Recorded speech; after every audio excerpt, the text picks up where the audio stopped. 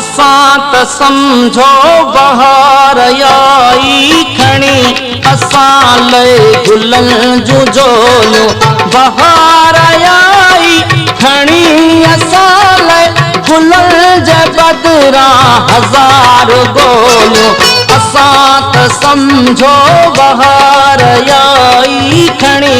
असां लए गुलनि जूं झोलियूं बहार आई खणी असां लए गुलनि जे बदिरां हज़ार गोलियूं असां त समझो बहार आई खणी असां लए गुलनि जूं झोलियूं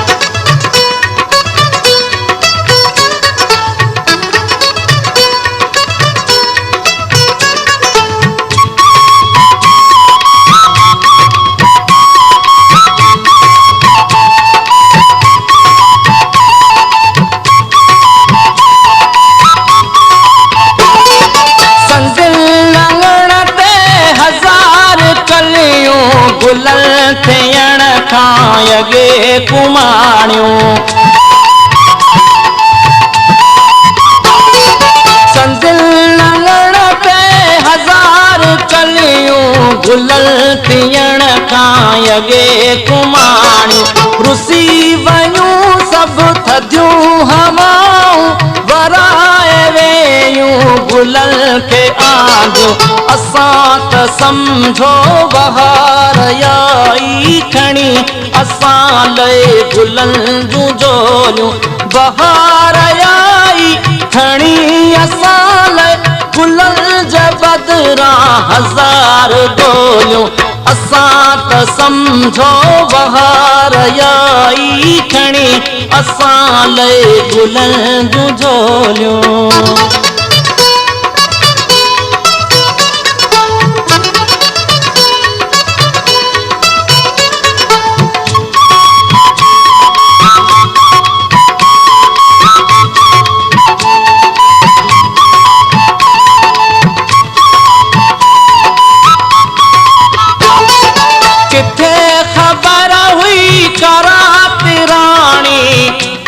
कहाणी विञाए वेहंदी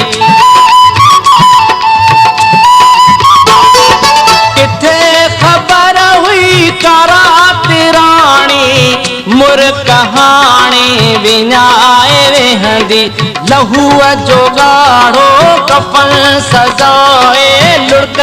असां लए लिकाए ईंदी असां त समझो बहार आई खणी असां लए गुलनि जूं झोलियूं बहार आई खणी असां लए गुलनि जे बदिरां हज़ार गोलियूं असां त समझो बहार आई खणी असां लए गुलनि जूं झोलियूं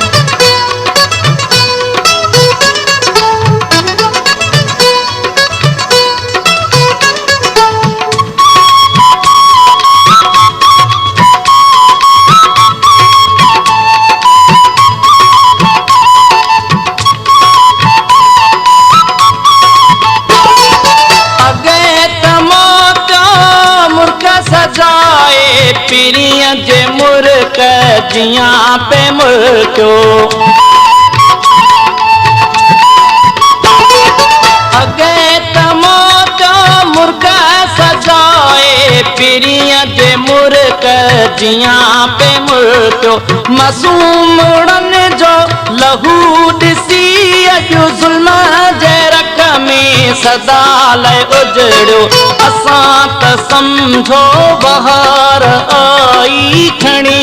असां लए गुलनि जूं झोलियूं बहार आई खणी असां लए गुलनि जे बदिरां हज़ार गोलियूं असां त समझो बहार आई खणी